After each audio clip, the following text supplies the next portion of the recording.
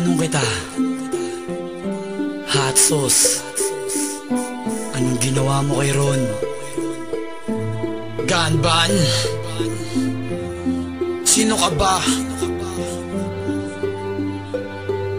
Anong ginawa mo kay Era? Gusto kong bumait pero di ko magawa. Ang buhay ko ay pumait pero ako ay natawa. Ganito na pala ang aking kinahantungan, at ito ang napala kayo ay kinakantahan. Sabi nga ng nanay ko itigil na ang pagrarap. Sabi ko naman inay ito ang aking pangarap. Pero sabi ni itay ba't di ka nalang magtrabaho? May trabaho na ako tay, ano yun ang magpalaho ng mga rapper na pilit akong kinakalaban pero di makapalag dahil sila'y kinakabahan. Dahil kilala nila kung sino ang dumudura ng mga maanghang na salitang bumubura. Sa mga nagpapanggap na makata dito sa hip-hop, di ito scripted, di gaya ng flip top. Ito ang trabaho na hindi nagkakapera, mag-isa tong lumalaban kapag nagkakagera. Tanong ko lang sa'yo kung ano ang ginawa mo, kung bakit ba ganito na ngayon ang aking pagkatao. Nais kong malaman, ito ba ang kapalaran sa mga kasalanan na dapat kong pagbayaran? Hindi ko ginusto na ako'y maging tarantado. Nung kabataan ko naman ako ay talentado. Pangarap ng magulang ko'y hindi ko tinamasa. Bisyo at barkada, ako ay napasama. Maagang nag-asawa, masyadong mapusok. Di nag-iisip, utak ko nun ay marupok.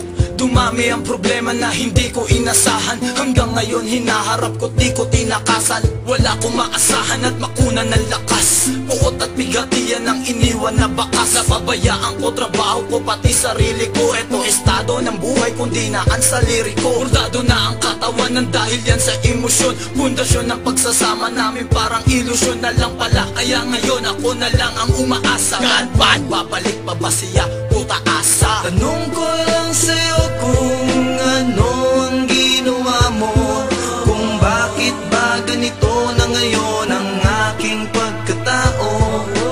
Nais kong malaman, ito ba ang kapalaran sa mga kasalanan na dapat kong pagbayaran?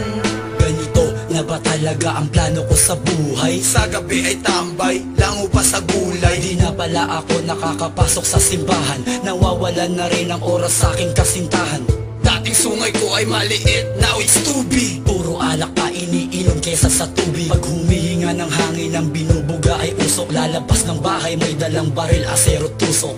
Buhay, kalye, ito ang naibigan. Mas maraming kaaway kesa sa kaibigan. Puta, pare, di mo alam kung sino sasaksakin ka sa likod kahit walang kutsilyo. Minsan ay nagtanong ako kay Satanas, homeboy, tatanggapin pa ba ako sa taas? Sinanong ko si God, ilalagay mo ba ko dyan sa impyerno? Ang sabi niya, malaki ang tsansa. Tanong ko lang sa'yo kung ano ang ginawa mo, kung bakit ba ganito na ngayon ang aking pagkatao.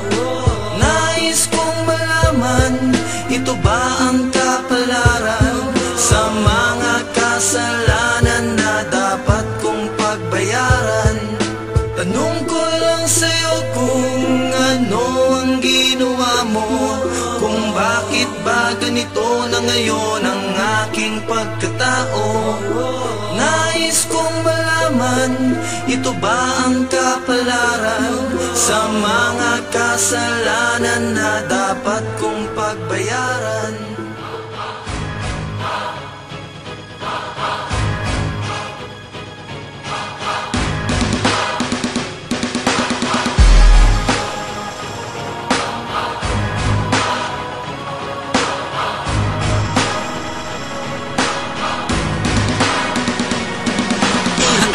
Sarili mo sa iyo mga maririnig, dalawa sa tulis na tumutugi sa mga bobong nanginginig na kapag kami na ang nakaharap ay para mga dahong makahiyak. Tumitiglo pa mga buntot pati sungay na mga walang hiyak. Ihanda mo na ang sarili mo sa iyo mga maririnig, dalawa sa tulis na tumutugi sa mga bobong nanginginig na kapag kami na ang nakaharap ay para mga dahong makahiyak. Tumitiglo pa mga buntot pati sungay na mga walang hiyak. Walang puwang ang mga bobot, mahihinang nilalang sa dalawang tulis ng aserong pambihira't himalang. Makaligtas ka sa mga buntal na mga brutal sa baragan, ng mga lapatan na panurugan, ng mga bantog na palabang, mapamuksa ang mga katagang hinahabang.